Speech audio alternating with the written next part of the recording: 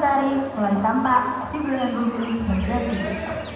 Jangan burung di pagi hari menjadi teman dalam kesendirian Suta di tepi danau.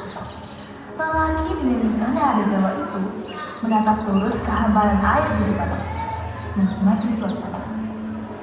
Suta memejamkan mata, menarik napas dalam-dalam, lalu membuangnya secara perlahan. Tanah ini tidak pernah membuat terbuai. Setelah beberapa saat, Suta mulai membersihkan daun kering dan tidak sengaja berpapasan dengan Putri.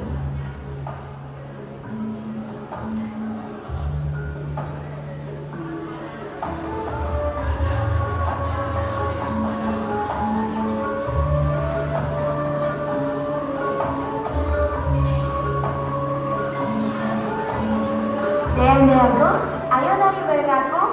Tentu saja Tuan Putri.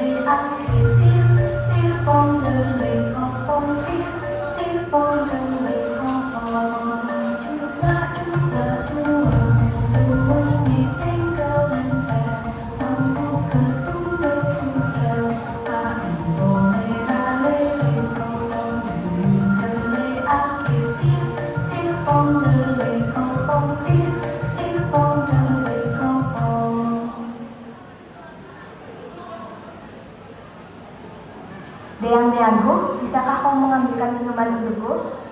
Tidak bisa, Putri. Kita harus menjagamu dalam hutan. Tolonglah, aku sangat kehausan. Baiklah, Putri. Kami akan segera mengambilkannya. Beberapa saat kemudian, sekelompok penculik datang dan menyerang sang putri.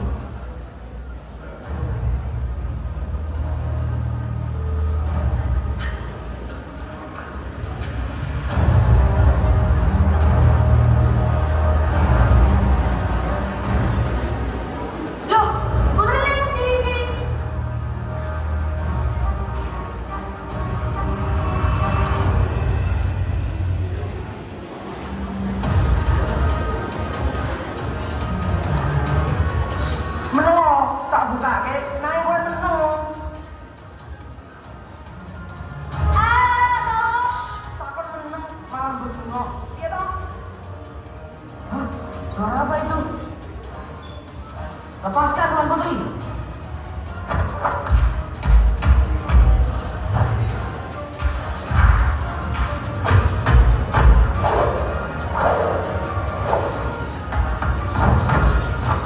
Tapi aku tidak boleh menyerah. Jika aku menyerah sekarang, bagaimana nasib Tuan Putri?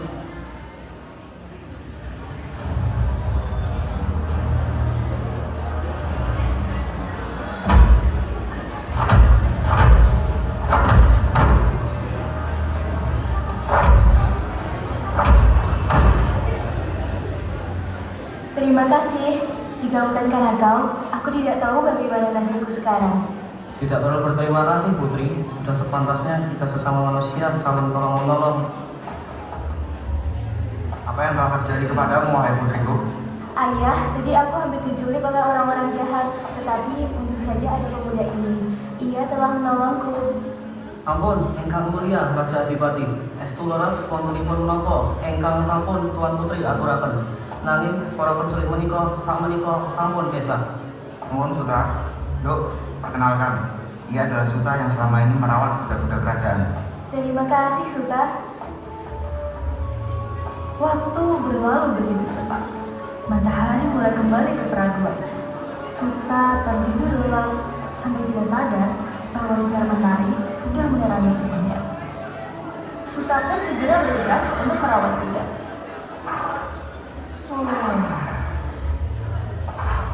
Ketika Suta ingin memberi makan kuda-kuda kerajaan, datanglah prajurit utusan sang raja untuk memberitahu Suta bahwa raja menyuruhnya untuk datang ke kerajaan. Iya, caranya wajib makani urung. Sud, gue ditahui raja teko ning kerajaan. Kau apa? Salah apa aku? Yo ora ngerti, kene tak terteh.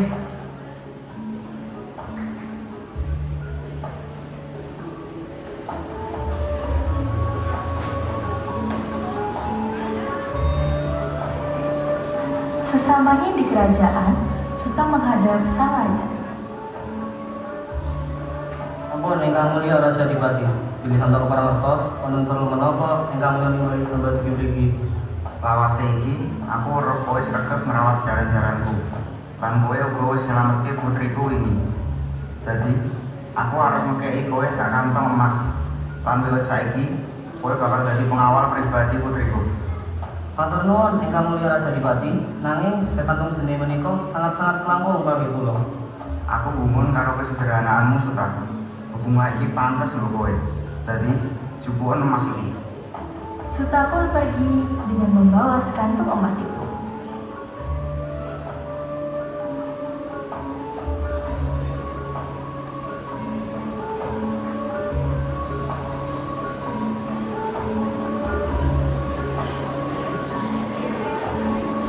Semenjak menjadi pengawal pribadi sang putri, hubungan Suta dan Putri menjadi semakin dekat. Mereka menghabiskan waktu bersama sepanjang hari.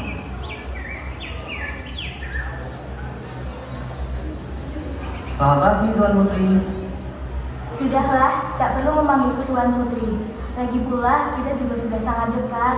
Panggil saja menggunakan namaku. Namun, bukankah sangat tidak sopan jika saya hanya seorang pesuruh mengambil Tuan Putri dengan nama? Sudahlah, Suta. Aku lebih nyaman jika kau memanggilku menggunakan nama saja, seperti teman-temanku yang lain. Tapi, jika Raja tahu, dia akan murka. Jika di hadapan ayah, kau boleh memanggilku Putri. Baiklah, jika itu yang Tuan Putri mau. Maksud saya ini. Ini untukmu. Indah sekali. Apakah kamu menyukainya? Sangat suka. Terima kasih, Suta.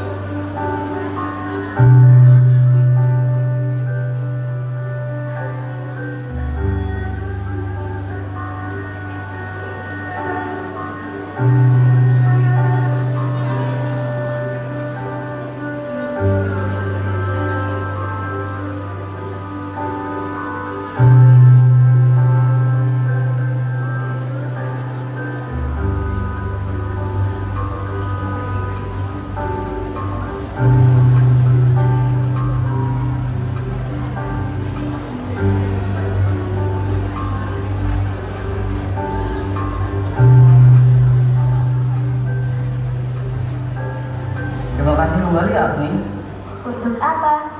untuk segala hal yang telah kau perbuat. Tetapi aku tidak pernah berbuat apapun untukmu. Kau selalu buat tersenyum Agni.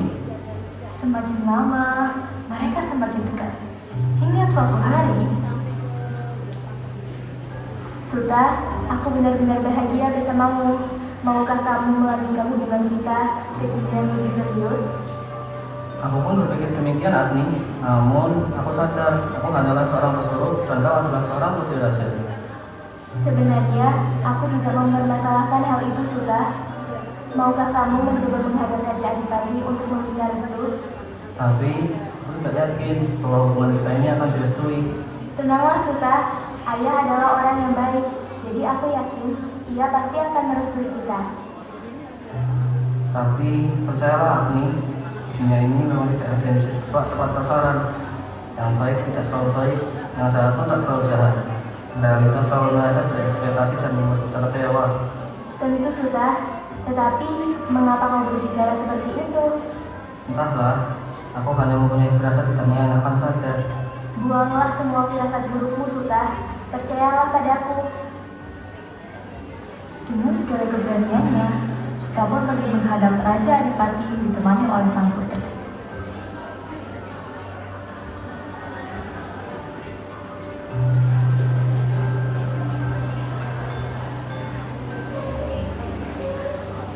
Ana urusan apa kowe teko mrene? Nyuwun sewu Sang Aji Raja Adipati. Ngapunten sakderengipun mbok bilih kula lancar. Sakmenika kula badhe matur kapurih nglamar putri panjenengan. Apa? Sing bener wae. Lancang tenan kowe. Mesti wae aku ora setuju nek anakku rapi karo wong lanang kowe kowe. Dasar pesuruh. Prajurit, hukum dan bawa manusia ini ke penjara bawah tanah. Ampuni dia, Ayah. Ampun Raja. Tidak. Ayah, apa yang telah Ayah lakukan? Suta adalah orang baik. Apakah Ayah tidak ingat? Ialah yang telah menyelamatkanku dari para penculik. Dia tidak pantas denganmu, putriku. Dia hanyalah pesuruh. Ayah tidak mengerti perasaanku. Agni, Apa yang harus kita lakukan, Raja? biarkan dia sendiri. Sifatnya memang keras seperti ibunya.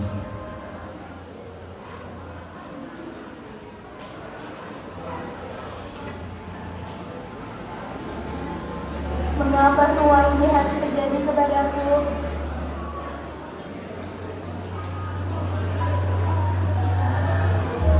Bunda, kenapa Bunda harus meninggalkanku?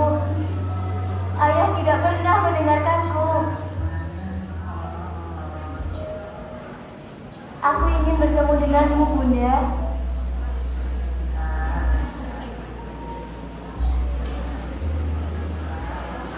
Tanpa sepengetahuan putri, seorang pengawal membuntutinya menuju taman. Hei, mengapa kau mengikutiku? Ampun Tuan Putri, maafkan ketidaksopanan saya, tapi saya tidak boleh membiarkan seorang putri berkeliaran sendiri. Ya ampun, tak seharusnya kau mengikutiku. Oh, bagaimana kalau kau membantuku saja? Apakah ada yang bisa saya bantu, Yang Mulia? Tolong bebaskan Suta, kumohon. Jika aku kabur ke danau, maka aku akan bebas dari ayah. Setelah berhasil memujuknya, prajurit tersebut mendatangi penjara bawah tanah.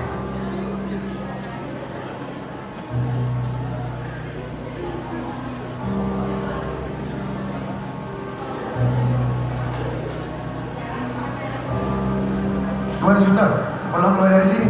Putri sudah menunggumu di tepi danau. Siapa kau? Kau tidak perlu tahu siapa aku. Pergilah sekarang. Baiklah, terima kasih. Suta pun mengendap-endap pergi dari penjara dan menemui putri di tepi danau.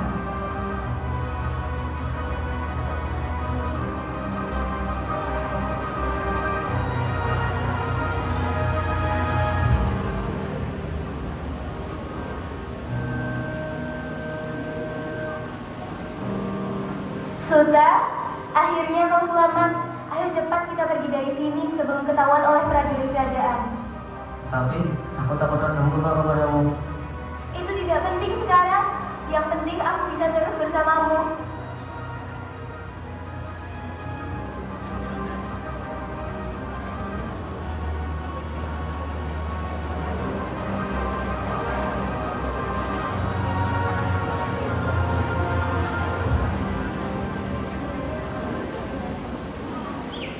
Akhirnya kita bebas. Agni, aku berjanji bahwa aku tidak akan pernah meninggalkanmu dalam keadaan apapun selamanya. Aku juga berjanji akan selalu menerima kekuranganmu dan tidak akan meninggalkanmu untuk apapun yang terjadi. Suta dan putri pun mengikat janji suci tanpa sepengetahuan raja. Mereka melalui saat-saat bahagia bersama. Beberapa saat setelah putrinya hilang, raja pun panik. Raja menyuruh prajurit untuk mencari putri Agni. Ampun yang mulia, kami menemukan bahwa putri hilang dari kerajaan. Apa? Bagaimana bisa? Saya tidak tahu raja, kami sudah mencarinya di seluruh bagian kerajaan, namun kami tidak menemukan keberadaan putri. Dasar kalian tidak becus menjaga putriku. Prajurit, cari putri sekarang. Ampun yang mulia Raja Adipati, Tuan Suta juga telah menghilang. Apa yang terjadi? Bukankah ia berada di penjara bawah tanah? Maafkan kami yang mulia, kami lengah dalam penjagaan, sehingga ada seseorang yang menyusup masuk ke penjara dan membebaskan Suta. Cari mereka sampai dapat. Siap. Sepertinya aku sendiri yang harus turun tangan.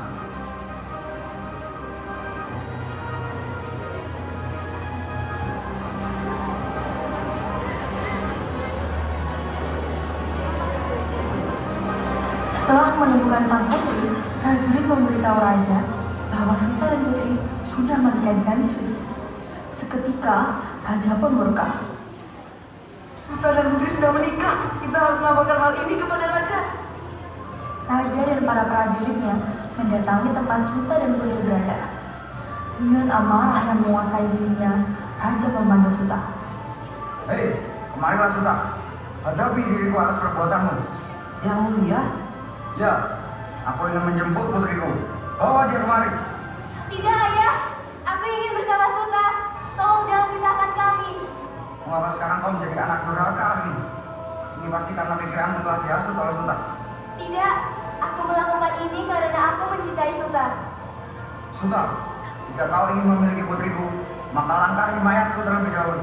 Ayah, apa yang akan ayah lakukan? Baiklah, jika itu yang saya inginkan, saya akan melakukan apapun demi putri. Bahkan jika itu harus merenggut nyawa saya sekalipun.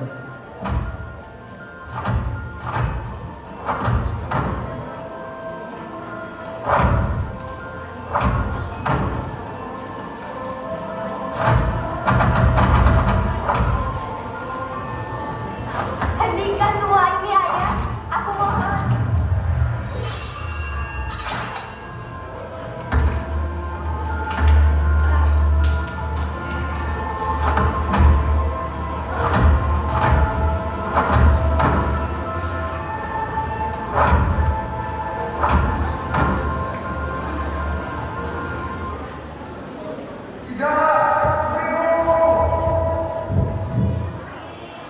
Waktu tidak dapat diulang kembali, hanya penyesalan yang tersisa sekarang. Masa lalu tidak pernah hilang. Ia ada, namun tak tahu jalan pulang. Untuk itu, ia menitipkan surat yang kadang tidak kita duga, dan kita menyebutnya kenangan. Begitulah kisah asal-usul Batu Raden, Batur yang akhirnya membantu, dan Raden yang akhirnya putri raja. Mereka melanjutkan hidupnya di tempat yang kini bernama Batu Raden. Selanjutnya akan ada persembahan khusus untuk para hadirin datang. Kami minta untuk nyanyi bersama ya. Selamat menyaksikan.